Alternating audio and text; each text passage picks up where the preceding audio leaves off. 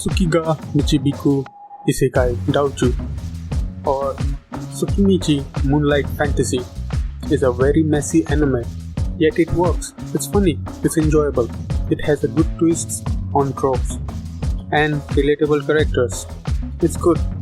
The only complaint I would have will be the possessive harem trope, which I really hate, but that's good. What am I saying? Okay, let's go. Let's go to the next topic. An enjoyable isekai that makes you think of the good aspects of other shows.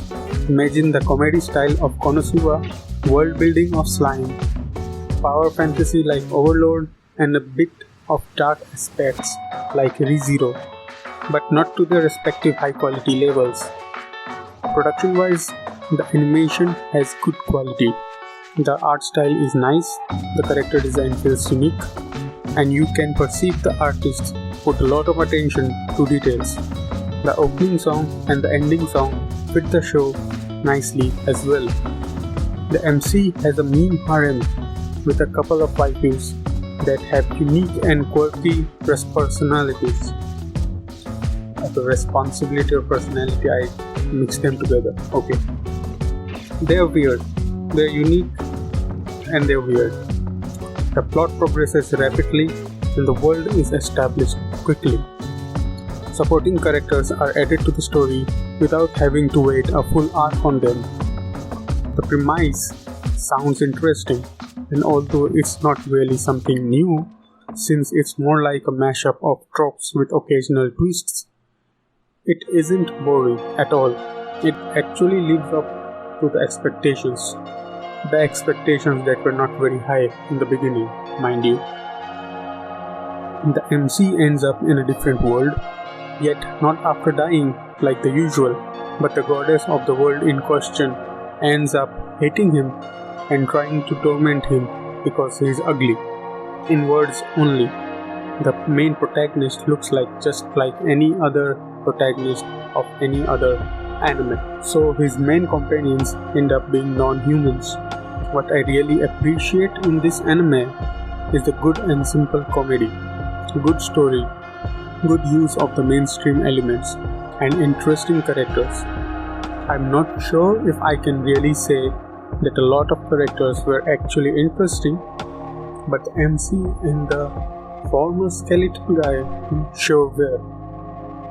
Speaking of which, the main characters are the typical predictable characters. They are executed correctly and all play their part as expected. The new trend of having predictable characters with unusual appearances or powers are now getting predictable too. The dragon is a capable samurai loving lady. The spider monster is a lovely, quick to anger, capable lady. You get the pattern.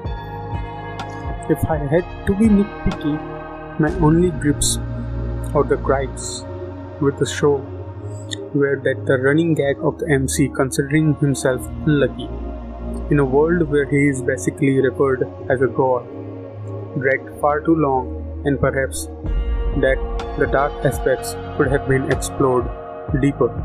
Maybe next season. Overall, despite using tropes that we have seen before, it still manages to feel refreshing by combining them in an original way. It seems to take the nice aspects of those tropes while leaving outside the boring and cringe low quality features we are sadly given constantly in seasonal shows, like bland MCs, harem fillers, dull waifus, and other pandering content. I have to say, comedy part aside, it also caught me enjoying myself big time from the story. It has a good place, not always rushing into action, yet not telling the show becoming, predictable, boring mess. It's also kinda chill, so you are not always on your toes to see what happens next. They show the MC's nation's development thoroughly along with his own development and growth, yet at the same time not forgetting to let us see a little bit of fight here and there. The other way, the fights are a type of a highlight.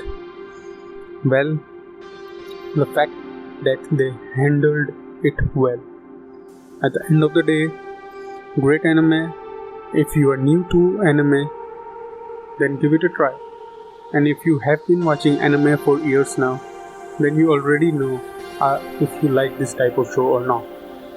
I will give it 7 out of 10. Thanks for watching. Likes and subscribe. Or dislike, whatever you think.